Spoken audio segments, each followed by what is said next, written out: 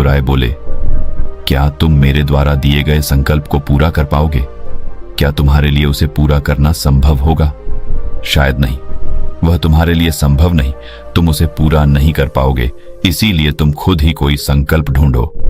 शिष्य ने कहा, नहीं गुरुदेव, आप जो भी संकल्प मुझे देंगे मैं जरूर उसे पूरा करूं। गुरु ने कहा, ठीक है, तो तुम अगले 1 महीने तक चुप रहो, मुंह से एक शब्द भी नहीं निकालोगे, यही है तुम्हारा संकल्प। शिष्य ने कहा, गुरुदेव, यह भी कोई संकल्प है?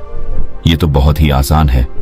आप कोई संकल्प दीजिए जो मेरी योग्यता के बराबर हो। गुरु ने कहा, पहले तो तुम इस संकल्प को तो पूरा करके दिखाओ।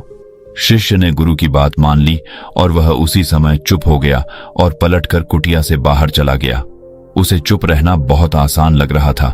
उसने एक दिन तो जैसे तैसे चुप रहकर काट लिया, लेकिन दूसरे दिन से उसके मन में ना बोलने का बोझ बढ़ने लगा और तीसरे दिन उसे भारीपन महसूस होने लगा और चौथे दिन उसके अंदर एक अजीब सी बेचैनी होने लगी, क्योंकि आसपास आश्रम के सभी शिष्य एक दूसरे से बातें कर रहे थे।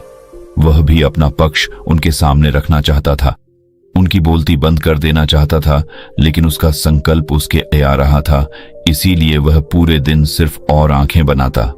इसी तरीके से कुछ दिन और बीते और वह शिष्य बीमार पड़ गया।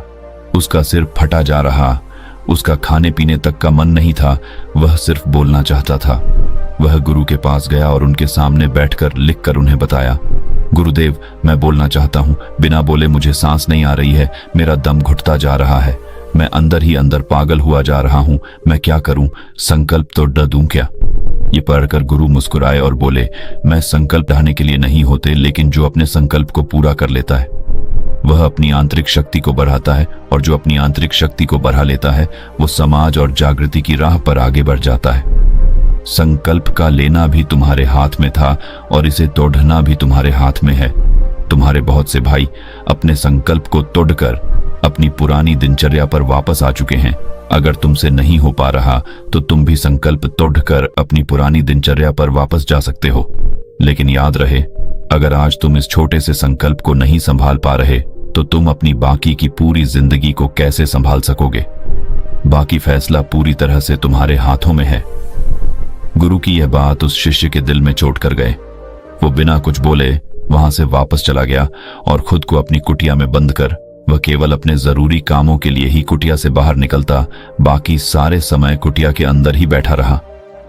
15 दिन बीत चुके थे और आश्रम के लगभग सभी शिष्यों का संकल्प अब तक टूट चुका था, लेकिन उसका संकल्प अभी भी जारी था। संकल्प लेने के बाद से अब तक उसने एक शब्द भी नहीं बोला। सारा आश्रम हैरान था कि इतना बोलने वाला इंसान चुप कैसे हो। 15 दिन बीतने के बाद वह दोबारा अपने गुरु के पास गया और लिखकर बताया है, गुरुदेव, मैं बाहर से तो चुप हूं, लेकिन मेरे भीतर बहुत सी आवाजें हैं, बहुत सी चीख पुकार और शिकायतें हैं। मैं अंदर ही अंदर बात करता रहता हूं। मेरा मन तरह तरह के प्रश्न पूछता है।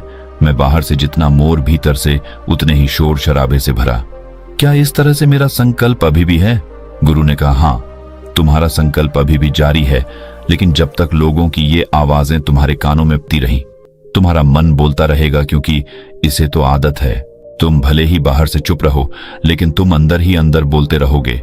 तुम्हें इन बातों से, इन आवाजों से दूर जाना चाहिए। शिष्य गुरु को प्रणाम कर वहां से चला जाता है और सुबह होते ही अपनी कुटिया छोड़ जंगल की तरफ चला जाता है। कई दिन बीत जाते, संकल्प का समय भी पूरा हो जाता है, लेकिन शिष्य लौटकर नहीं आया। आश्रम में सभी को डर था कि कहीं जंगली जानवर ने उसे खाना लिया हो। इस बीच उसे ढूंढने की बहुत कोशिश की गई, लेकिन वह कहीं नहीं मिला। गुरु भाइयों ने मान लिया था कि जंगली जानवरों ने उसे अपना शिकार बना लिया है, लेकिन गुरु को ऐसा नहीं लगता। एक दिन आश्रम का एक अन्य शिष्य गुरु के पास आया और बोला, गुरुदेव, हमारे उस अधिक बोलने वाले भाई के साथ क्या हुआ होगा? क्या जानवर ने उसे मार दिया होगा? गुरु ने कहा, हो सकता है कि जानवरों ने उसे अपना शिकार बना लिया हो, लेकिन उसके न लौटने की एक दूसरी वजह भी हो सकती है। शायद उसे वह मिल गया है जिसके लिए वह गया था। फिर शिष्य ने पूछा, गुरुदेव, क्या ज्यादा बोलना इतना हानिकारक होता है? गुरु ने बोला, कहा, इंसान के जीवन के बहुत सारे दुखों में से एक दुख यह भी है कि वह कभी चुप नहीं रह सकता, हमेशा कुछ ना कुछ बोलता ही रहता है। सिर्फ हमारे बोलने के कारण हमारे आधे से ज्यादा दुख पैदा होते हैं। हम में से कोई भी चुप नहीं रहना चाहता। हम बस सामने वाले को सुना देना चाहते हैं।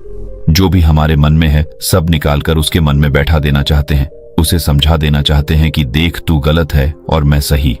इस तरीके से सुनने और सुनाने का यह काम जिंदगी भर चलता रहता है। लेकिन इस नासमझी में हम अपना समय, अपना जीवन, अपनी समझ और सबसे महत्वपूर्ण अवकीमती पल जो जिए जा सकते हैं, जिनको अनुभव किया जा सकता है, जिनमें आनंद को प्राप्त किया जा सकता है, यह सब खो देते हैं। लेकिन इसके बदले हमें मिलता क्या है? कुछ नहीं, सब व्यर्थ और बर्बाद हो जाता है। शिष्य